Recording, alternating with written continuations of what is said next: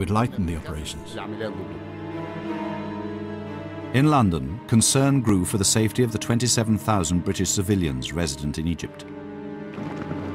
Eden stepped up the negotiations to get the troops out of Egypt. In return, he sought safeguards for British interests in the canal. But it was a gamble that depended on being able to trust Nasser. For Eden, it was an act of faith.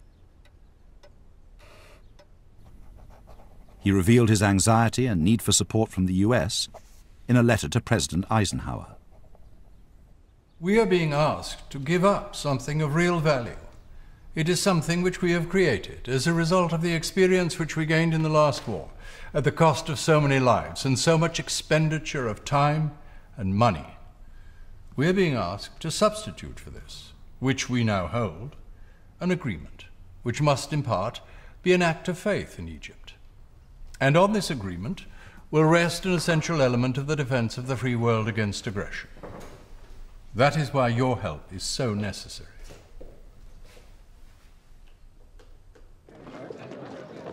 But just as discussions were beginning in Egypt, Eden was struck down by a severe illness. He'd had this disastrous surgical intervention for a gallbladder operation. When the surgeon had cut through the bile duct, the result was that he had these periodic bouts of high fever, very high fever, which laid him out. After the first operation, the surgeon in Boston who'd done it said, well, you may be able to lead quite a normal life. You probably can do little things like sailing. Well, I mean, 3 months later, he was back at the Foreign Office, working day and night. It's grand to be home again after so long an absence. And the doctor, the surgeon who operated on me, told me yesterday that all was well. There was nothing else to worry about. But beneath the apparent recovery lay a condition which would dog Eden for the rest of his career.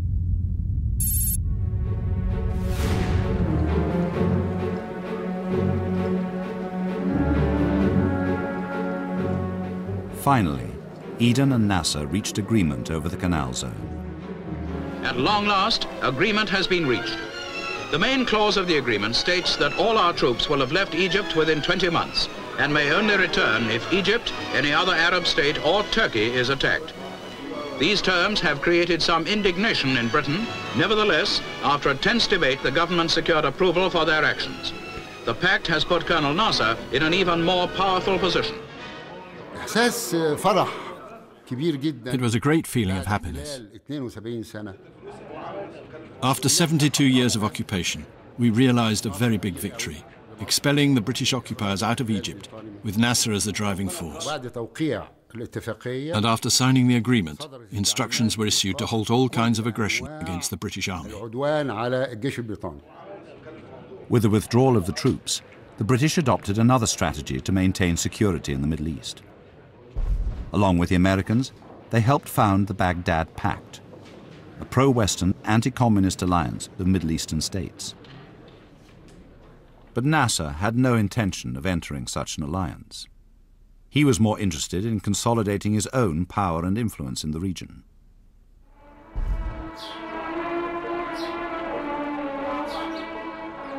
Nasser set up the radio station Sawt al-Arab, Voice of the Arabs, to carry his defiant position of Arab nationalism. The microphone served the revolution well. The revolutionaries utilized the radio station as an effective tool to send their message about ending colonialism. Sawt al-Arab was highly popular throughout the Middle East. It called for Arab unity and freedom from imperialism. But the vitriolic broadcasts put Eden under huge pressure. Newspapers used to make a great deal of fuss about Radio Cairo, which was vitriolic and fairly rough. We were continually bombarded by Number 10 to say, had we seen this and what did we make of that, and wasn't this really provocative, and so on? And the answer was yes, yes it was, and it was meant to be. It was a very hostile programme.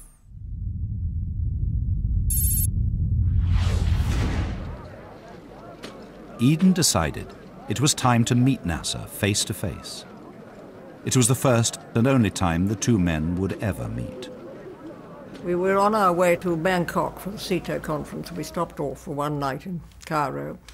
And so the ambassador gave a dinner for Anthony to meet Nasser.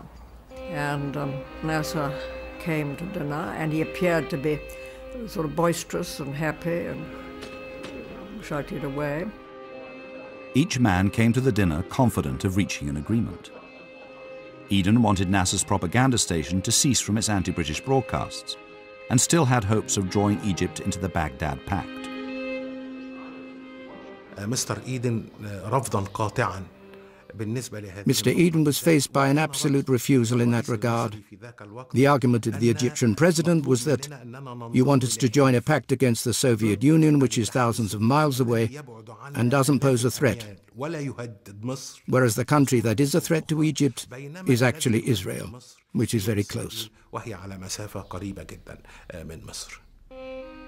Nasser, opposed to foreign interference in the Middle East, sought assurances from Eden that he would stop encouraging other Arab states to join the alliance. He was more concerned with the ongoing struggle with neighbouring Israel. On the surface, the dinner had gone well, but proved to be an utter disaster.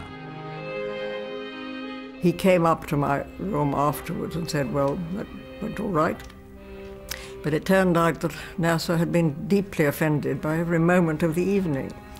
He hadn't had the right clothes because the ambassador and Anthony had thought that Nasser coming to dinner, they better have black ties. And Nasser wasn't dressed right, and he was offended by the grandeur of the embassy. And then he was deeply offended because Anthony talked to him a bit in Arabic. He just felt inferior in every way, and then he was being upstaged, I think. Ultimately, both men were disappointed. Eden pursued his attempts to get more Arab states to join the pact, infuriating Nasser.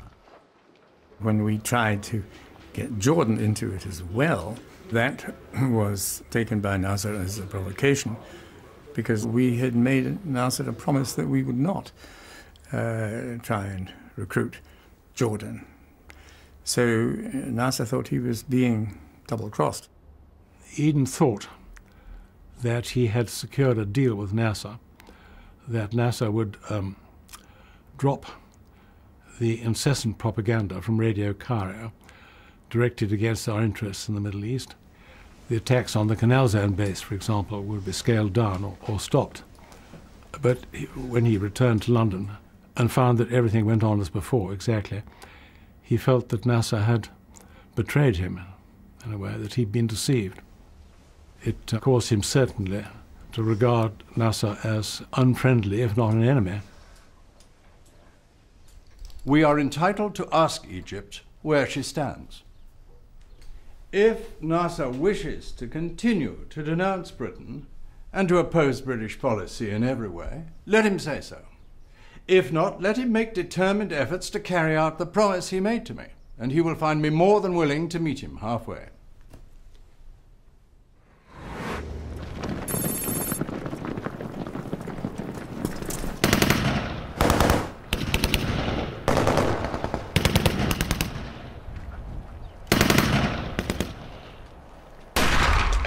Just 1 week after Eden's visit to Cairo, Israel made a raid on Egyptian territory in Gaza, killing 36 Egyptians and Palestinians on what had been a troubled frontier. Nasser came under severe pressure to equip the Egyptian army and the Palestinian fighters against the Israelis. He looked to Britain to buy arms. Finally, he said to his quartermaster general, look, get over there and just find out what they're prepared to sell us. I mean, buy anything, pea shooter, catapult. See where they are. and there was an argument about everything. There was even an argument about some biplane, and the quartermaster clearly went back saying, "You're not going to get anything out of them. Don't bother trying." As Britain, along with the Americans, would not sell Nasser arms, he was determined to look elsewhere.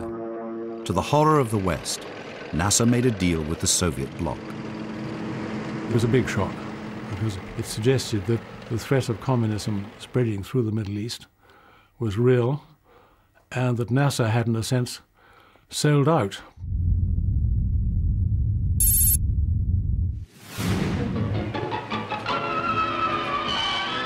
Eden finally realized his dream of becoming Prime Minister. And while Eden began promoting his vision of peace and prosperity to an adoring nation, Nasser was devising his own strategy to bring Egypt into the modern world. He wanted to build a dam across the River Nile. The building of the Aswan Dam was seen as a cure for all Egypt's ills, and Nasser staked his own position and prestige on the success of the project. The main obstacle for Nasser was finance. The World Bank agreed to lend Egypt $200 million, with the United States and Britain pledging additional millions. But in London, Eden feared that Nasser's plan to build up Egypt would extend his influence to neighboring Arab states and eclipse British control in the Middle East. I think we were concerned with Nasser's influence outside Egypt as much as we were concerned with his influence inside Egypt. For Eden, Nasser's most irritating means of influence was still Egyptian radio. The voice of Egypt continues unchecked and pours out its propaganda into the area of our oil fields. We have simply got to take action as quickly as possible. This suspicion of Nasser was further inflamed by Selwyn Lloyd, Eden's foreign secretary. On meeting Nasser in Cairo, he wrote, "Nasser was fatter and more self-confident than when I saw him last. He smiled a great deal more, for no apparent reason. He did not exactly condescend, but he gave the impression that he could do more harm to us than we could do to him." Eden was already getting disenchanted with Nasser.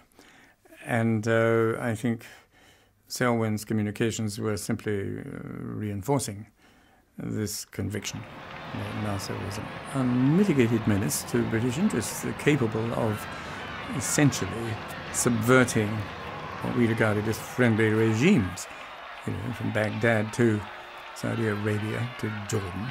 He saw him certainly as an Arab nationalist, which he was, and that in a sense, of course, was a threat to the more traditional regimes. But he also saw him as a potential agent of the Soviet Union. At the same time, MI6 intelligence reports suggested Nasser was in the pocket of the Soviets, plotting to overthrow every Arab monarchy.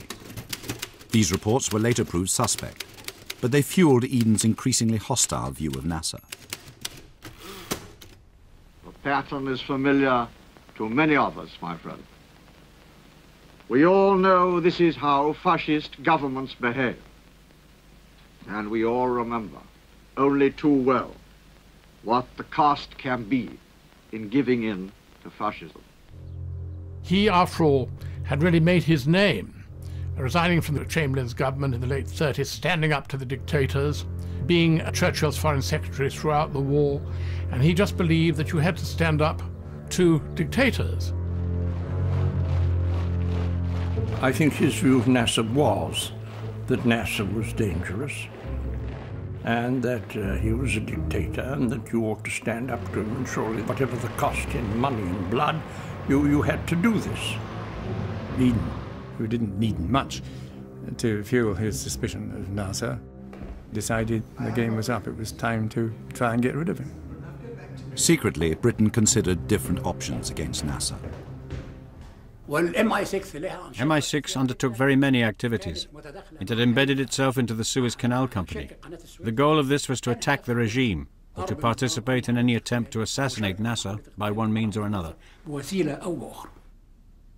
I think by subversive Nasser, perhaps